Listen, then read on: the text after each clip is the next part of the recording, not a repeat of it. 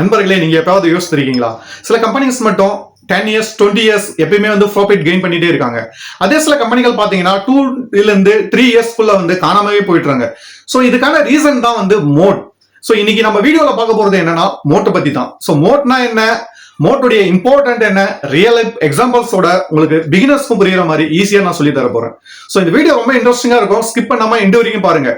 அது இல்லாம நம்ம சேனலுக்கு நியூவா இருந்தீங்கன்னா நம்ம சேனலை சப்ஸ்கிரைப் பண்ணுங்க, உங்க நண்பர்களுக்கும் ஷேர் பண்ணுங்க. வாங்க வீடியோக்குள்ள போகலாம். ஸோ நண்பர்களே, அந்த காலத்துல பாத்தீங்க அப்படின்னா ராஜாக்கள்லாம் என்ன பண்ணுவாங்கன்னா அவங்களுடைய பேலஸை சுத்தி ஒரு பெரிய பள்ளம் நோண்டி இருப்பாங்க. ஸோ ஒரு பள்ளம் வெட்டிட்டு அந்த பள்ளத்துல வந்து தண்ணி நிரப்பி வச்சிருப்பாங்க.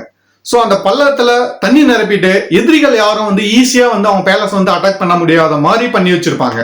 ஸோ இதுதான் வந்து மோட் அப்படின்னு சொல்றோம். அந்த பள்ளத்துக்கு பேர் தான் நம்ம வந்து மோட்னு சொல்றோம். ஷேர் மார்க்கெட்ல மோட்னா என்ன அப்படின்னா ஒரு கம்பெனிக்கு இருக்கிற பாதுகாப்பு சக்தியை தான் நம்ம வந்து மோட்னு குறிப்பிடுறோம் ஷேர் மார்க்கெட்ல. சோ இதுல வந்து என்ன அப்படின்னா காம்படிட்டர்ஸ் அந்த பிசினஸ் வந்து ஈஸியா காப்பி பண்ண முடியாது. சோ ஈஸியா வந்து அதை டெஸ்ட்ராயும் பண்ண முடியாது. சோ வெரி சிம்பிளா சொல்லணும் அப்படின்னா மோட் இருக்கிற கம்பெனியை வந்து மார்க்கெட் ஈஸியா வந்து அழிச்சிட முடியாது, அதை ஓவர் கம் பண்ணி போக முடியாது. சோ அடுத்து பாத்தீங்கன்னா மோட் இல்லாத கம்பெனி எப்படி இருக்கும் அப்படின்னு சொல்லிட்டு ரியல் எக்ஸாம்பிள்ஸோட நான் சொல்றேன். மோட் இல்லாத கம்பெனி எப்படி இருக்கும் அப்படின்னு சொல்லிட்டு பாத்தீங்க அப்படின்னா அதுக்கு காம்படிட்டர் ஈஸியா உருவாயிடாங்க. ஃபார் எக்ஸாம்பிள், நீங்க ரியல் லைஃப்ல ஒரு ஷாப் விற்கிறீங்க, காபி ஷாப் விற்கிறீங்க. அதே பக்கத்துல உங்களோட குறைவா வந்து ரேட்டுக்கு ஒரு காபி ஷாப் வச்சு காபி விற்க ஆரம்பிக்கிறாங்க அப்படின்னா உங்க கம்பெனி வந்து லாஸ்ல போயிடும், இல்ல பர்மனண்டா க்ளோஸ் பண்ணிடுவீங்க. இதேதான் வந்து மோட் இல்லாத கம்பெனிக்கும் ஏற்படுற நிலை. சோ அடுத்தது பாத்தீங்க அப்படின்னா பிரைஸ் சேஞ்ச் வந்து அதிகமா ஆயிட்டே இருக்கும். ஏன் அப்படின்னா நீங்க அவங்கள விட கம்மியான பிரைஸ் கொடுத்தா மட்டும்தான் உங்க காப்பியை வாங்குறதுக்கு எல்லாரும் கஸ்டமர் ரெடியா இருப்பாங்க. ஷேர் மார்க்கெட்லயும் சேம் தான் வந்து மோட் இல்லாத கம்பெனிகளுக்கு இப்படிதான் நடக்கும். அடுத்தது பாத்தீங்கன்னா ப்ராஃபிட் வந்து ஸ்டேபிளா இருக்காது உங்களுக்கு. ஏன் அப்படின்னா நீங்க பயந்துட்டே இருப்பீங்க, என் பக்கத்துல வேற யாருன்னா காபி ஷாப் மறுபடியும் உருவாக்கிட்டு நம்மளை விட பெட்டரா சேல் பண்ண ஆரம்பிப்பாங்க அப்படின்னு சொல்லிட்டு. சோ இதே போலதான் வந்து ஷேர் மார்க்கெட்ல மோட் இல்லாத கம்பெனிகளுக்கு ஏற்படுற நிலை. அடுத்தது பாத்தீங்கன்னா பிசினஸ் லைஃப் வந்து ரொம்ப ஷார்ட். அதே தான் மோட் இல்லாத கம்பெனிகள் வந்து எந்த ப்ரொடக்ஷனும் இருக்காது, எப்ப வேணாலும் வந்து டவுன்ஃபால் ஆகலாம். ஓகேங்களா? அடுத்தது பாத்தீங்க அப்படின்னா வந்து மோட்டு உள்ள கம்பெனிகள், மோட் இருக்கிற கம்பெனிகள் வந்து எப்படி இருக்கும் அப்படின்னு சொல்லிட்டு பார்க்கலாம். இதுல பாத்தீங்க அப்படின்னா உங்களுக்கு ஸ்டேபிளா வந்து ப்ராஃபிட் வந்து கண்டினியூஸா கன்சிஸ்டன்டா இருக்கும். அடுத்து பாத்தீங்கன்னா கஸ்டமர் வந்து ட்ரஸ்ட் பண்ணுவாங்க, உங்க கம்பெனி வந்து ட்ரஸ்ட் பண்ணுவாங்க. அடுத்தது பாத்தீங்கன்னா காம்படிட்டரோட பயம் இல்லை. சோ இதுல வந்து என்ன நடக்கும் அப்படின்னா லாங் டேர்ம் growth இருக்கும். எப்பயுமே வந்து லாங் டேர்ம்ல பார்க்கும்போது உங்களுக்கு நல்ல growth இருக்கும். ஏன் அப்படின்னா உங்களுக்கு வந்து காம்படிட் பண்றதுக்கே ஆள் இல்லை அப்படின்னும் போது நீங்க மோனோபோலா வந்து ஒரு கம்பெனியை வழிநடத்திட்டு போகலாம். மோட் இருக்கிற கம்பெனிக்கு வந்து இப்படிதான் நடந்துட்டு இருக்கு. சோ நெக்ஸ்ட் நம்ம பார்க்கலாம். இப்போ வந்து மோட் பிராண்ட் எப்படி இருக்கும் அப்படின்னு சொல்லிட்டு பார்க்கலாம். சிம்பிளா பார்க்க போனா அப்படின்னா வந்து இந்த பிராண்டை வந்து எப்பயுமே பப்ளிக் வந்து ட்ரஸ்ட் பண்ண ஆரம்பிப்பாங்க. ஃபார் எக்ஸாம்பிள் உங்களுக்கு சொல்லணும் அப்படின்னா ஏஷியன் பெயிண்ட் எடுத்துங்க. நம்ம வந்து வீட்டுக்கு வெள்ளை அடிக்கணும் அப்படின்ட்டு ஆரம்பிச்சா ஃபர்ஸ்ட் நம்ம மைண்ட்ல வர்றது என்னன்னா ஏஷியன் பெயிண்ட். ஏஷியன் பெயிண்ட் ஏன் அப்படின்னா ஃபர்ஸ்ட் வந்து பிராண்ட். அதாவது மற்ற கம்பெனிகள் வந்து பெயிண்ட சேல் பண்ணலாம், ஆனா நம்மளுக்கு மைண்ட்ல வர்றது என்ன, பிராண்ட். So trust. சோ ஒரு கம்பெனி மேல பெயிண்ட் பாத்தீங்க அப்படின்னா சேம், பட் வந்து உங்களுக்கு வந்து அந்த பிராண்டோட ட்ரஸ்ட் இருக்குது. சோ அதனாலதான் நீங்க வந்து ஃபர்ஸ்ட் ஆஃப் ஆல் அந்த ஏஷியன் பெயிண்ட வந்து நீங்க ட்ரஸ்ட் பண்றீங்க, பீப்புள்ஸ் வந்து நிறைய வாங்க ஆரம்பிக்கிறான்.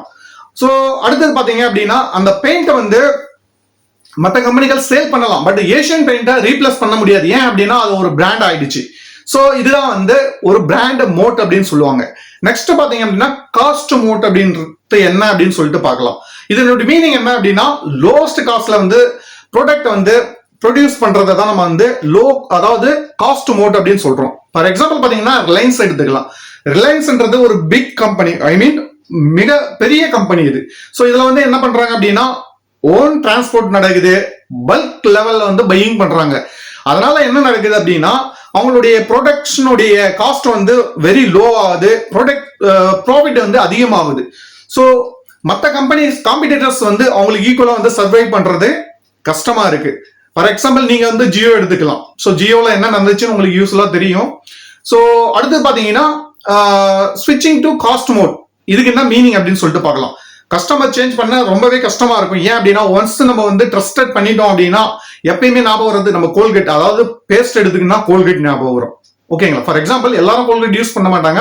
So most of the peoples வந்து யூஸ் பண்றது என்னன்னா நம்ம வந்து பேஸ்ட் வாங்கணும் அப்படின்னா ஃபர்ஸ்ட் மைண்ட்ல வர்றது கோல்கேட். சோ அதோட பெட்டர் பேஸ்டஸ் கூட இருக்கலாம் மேபி, பட் நம்மளுக்கு என்ன அந்த பிராண்ட் ஞாபகம் வருது. சோ இதுதான் வந்து இப்போ நீங்க பாத்தீங்க அப்படின்னா ஐடி ஃபீல்ட்ல பாத்தீங்க அப்படின்னா ஃபர்ஸ்ட் நம்மளுக்கு ஞாபகம் வர்றது என்னன்னா டிசிஎஸ், இன்ஃபோசிஸ்.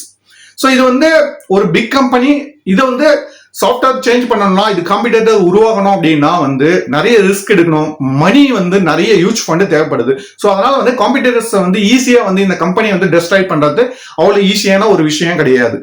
ஸோ அடுத்தது பாத்தீங்க அப்படின்னா நெட்வொர்க் மோட் அப்படின்னு சொல்றோம். நெட்வொர்க்ல என்ன மோட் இருக்கு அப்படின்னு சொல்லிட்டு பார்க்கலாம். யூசர்ஸ் வந்து, அதாவது யூசர்ஸ் வந்து அதிகமா இருப்பாங்க, வேல்யூ அதிகமா இருக்கும். எக்ஸாம்பிள் பாத்தீங்க அப்படின்னா யூபிஐ, நீங்க எல்லாரும் ஜிபே பண்ணுவீங்க, கூகுள் பே பண்ணுவீங்க. சோ கூகுள் பே இல்லைன்னா யூபிஐ வந்து நீங்க யூஸ் பண்ணுவீங்களா? கண்டிப்பா முடியாது. யூசர்ஸ் வந்து அதிகமா இருக்கு, இந்த அப்ளிகேஷன் வந்து ஒரு பிராண்டடா இருக்கு, ட்ரஸ்டடா இருக்கு. சோ இத நியூ அப்ளிகேஷன் வந்து ஒரு நியூ அப்ளிகேஷன் உருவாகி சோ இந்த பிராண்டை வந்து டெஸ்ட்ராய் பண்றது அவ்வளவு ஈஸி கிடையாது. சோ இதை நம்ம வந்து ஒரு மோட்ன்றது ஒரு பாதுகாப்பு. சோ நம்ம ராஜா கதையில சொன்ன மாதிரி மோட்ன்றது ஒரு அரண்மனை எப்படி காக்க பயன்படுதோ அதே போல வந்து ஒரு கம்பெனியை காக்க பயன்படுறது இந்த மோட் பிராண்ட். ஓகேங்களா? இப்ப கிளியரா புரிஞ்சிருக்கும் அப்படின்னு நம்புறேன். அடுத்து பாத்தீங்கன்னா ரெகுலேட்டரி. இப்ப வந்து ரெகுலேட்டரி மோட் அப்படின்னா என்னன்னு பார்க்க போறோம். இப்ப பாத்தீங்க அப்படின்னா கவர்மெண்டோடைய பாதுகாப்போட இருக்கிறது தான் வந்து ரெகுலேட்டரி மோட் அப்படின்னு சொல்லுவாங்க. ஃபார் எக்ஸாம்பிள் பாத்தீங்கன்னா ஐஆர்சிடிசி அப்படின்னு சொல்றோம். ஐஆர்சிடிசி எல்லாருமே வந்து ட்ரெயின்ல டிராவல் பண்றவங்க மோஸ்ட் ஆஃப் த பீப்புள் இந்த ஐஆர்சிடிசில வந்து டிக்கெட் புக் பண்ணிருப்பீங்க. ஸோ இது வந்து டிக்கெட் புக்கிங் மோனோபோலியா நடக்குது. ஸோ நியூ கம்பெனிஸ் வந்து ஸ்டார்ட் பண்ணலாம், பண்ணி இந்த கம்பெனியை வந்து டெஸ்ட்ராய் பண்ண முடியாது. இதை ஓவர் கம் பண்ணிட்டு இதை டவுன் பண்ணிட்டு அடுத்த லெவல் போக முடியாது. ஸோ இதை வந்து நம்ம வந்து இதை தான் வந்து நம்ம என்ன பண்றோம்னா கவர்மெண்ட் ப்ரொடெக்ஷன் மோட் அப்படின்னு சொல்றோம். இது வந்து ஒரு ஸ்ட்ராங் மோட் கம்பெனி. ஓகேங்களா? ஸோ அடுத்து பாத்தீங்கன்னா இப்போ சில கம்பெனி லிஸ்டஸ் எல்லாம் நான் சொல்றேன். இதெல்லாம் வந்து மோட் ப்ரொடெக்ஷன் உள்ள இந்தியன் கம்பெனிஸ் வந்து. ஸோ ஃபர்ஸ்ட் பாத்தீங்கன்னா HUL trusted brand. Asian paints பாத்தீங்கன்னா பெயிண்ட்ல வந்து கிங் அப்படின்னு சொல்லுவாங்க. நெஸ்லே பாத்தீங்கன்னா ஃபுட் ட்ரஸ்டட் கம்பெனி அப்படின்னு சொல்லுவாங்க. டிசிஎஸ் பாத்தீங்கன்னா ஐடி கெயின் அப்படின்னு சொல்லுவாங்க. அடுத்து பாத்தீங்கன்னா பிடிலைட் வந்து இது ஒரு மோனோபோலி கம்பெனி. ஓகேங்களா? சோ இதுல வந்து பிரைஸ் வந்து இப்ப காஸ்ட்லியா இருந்தாலும் இது லாங் டேர்ம்ல வந்து சேஃப் கம்பெனிஸா இது வரைக்கும் இருந்துட்டு வந்துட்டு இருக்கு. ஓகேங்களா? சோ இதுதான் வந்து ஒரு மோட்டுக்குண்டான முழுமையான ஒரு மீனிங். ஓகேங்களா? சோ அடுத்து பாத்தீங்கன்னா இந்த மோட்டு கம்பெனி எல்லாம் ஓகேங்க. சோ நம்ம வந்து இந்த மோட்டு கம்பெனில எப்படி சேஃபா இன்வெஸ்ட் பண்றது, எப்படி இதை ஃபைண்ட் அவுட் பண்றது அப்படின்னு சொல்லிட்டு பார்க்கலாம் வாங்க. ஃபர்ஸ்ட் மோட்டர் கம்பெனியை வந்து நம்ம ஃபைண்ட் அவுட் பண்ணணும்னா ஃபர்ஸ்ட் நம்ம பார்க்க வேண்டிய செக்லிஸ்ட்ல ஃபர்ஸ்ட் நம்பர் ரூல் என்ன அப்படின்னா 10+ இயர் வந்து கண்டினியூஸா இது ப்ராஃபிட் கொடுத்துட்டு இருக்கா, அதாவது 10 வருடங்களுக்கும் மேலாக இது வந்து ப்ராஃபிட் நம்மளுக்கு கொடுத்துட்டு இருக்கா அப்படின்னு சொல்லிட்டு ஃபர்ஸ்ட் நம்ம செக்லிஸ்ட் போட்டுக்கணும். நெக்ஸ்ட் பாத்தீங்கன்னா பீப்புள் வந்து இந்த பிராண்டை வந்து ட்ரஸ்ட் பண்றாங்களா? சோ பீப்புள் வந்து ட்ரஸ்ட் பண்ற பட்சத்துல இந்த கம்பெனி வந்து இந்த நெக்ஸ்ட் ரூல்ஸ் நம்ம டிக் பண்ணிக்கணும். அடுத்தது பாத்தீங்கன்னா காம்படிட்டர்ஸ் வந்து ஈஸியா காப்பி பண்ண முடியுமா இல்ல முடியாதா, அந்த கம்பெனியில் இன்வெஸ்ட் பண்றதுக்கு முன்னாடி நம்ம இந்த விஷயத்த செக்லிஸ்ட் நம்ம செக் பண்ணிக்கணும். அடுத்தது பாத்தீங்கன்னா கஸ்டமர்ஸ் வந்து ரிப்பீட்டட்லி கன்சிஸ்டண்டா வந்து இந்த கம்பெனில இருந்து பை பண்ணிட்டே இருக்காங்களா, இதை நம்ம பார்க்கணும். அடுத்து பாத்தீங்கன்னா டெட் குறைவா இருக்கா, ஐ மீன் லோன் வந்து அந்த கம்பெனி வந்து கம்மியா எடுத்திருக்கா இல்ல 0 லோன்ல இருக்கா அப்படின்னு சொல்லிட்டு நம்ம ஃபைண்ட் அவுட் பண்ணிக்கணும். சோ இதுதாங்க வந்து செக் லிஸ்ட் நம்ம ஒரு மோட் கம்பெனியை வந்து ஃபைண்ட் அவுட் பண்றதுக்கு. சோ இப்போ வந்து உங்களுக்கு வந்து கிளியரா புரிஞ்சிருக்கும் அப்படின்னு நம்புறேன். இப்ப பாத்தீங்க அப்படின்னா இப்போ ட்ரேடிங் இன்ட்ராடே பேசிஸ்ல பண்றீங்க அப்படின்னா பிரைஸ் முக்கியம். இன்ட்ராடே பேசிஸ்ல பிரைஸ் முக்கியம். இன்வெஸ்டிங்ல வந்து ஒரு பிசினஸ், ஒரு கம்பெனியுடைய பிசினஸ்ன்றது அதனுடைய ஹார்ட் பீட் மாதிரி. ஓகேங்களா? சோ நம்ம இன்ட்ராடே ஆப்ஷன்ஸ்ல வந்து ட்ரேட் பண்ணும்போது நம்ம வந்து ஒரு பிரைஸ் எப்படி வாட்ச் பண்றோமோ அதே போல வந்து ஒரு கம்பெனில லாங் டேர்ம்ல இன்வெஸ்ட் பண்ணும்போது நம்ம அந்த பிசினஸ் மாடலை வந்து முழுமையா அலசிட்டு அதுக்கப்புறம் தான் வந்து நம்ம வந்து அந்த கம்பெனில இன்வெஸ்ட் பண்ணணும். அதுக்கு முன்னாடி ரேண்டம்லி போயிட்டு நம்ம இன்வெஸ்ட் பண்ணக்கூடாது.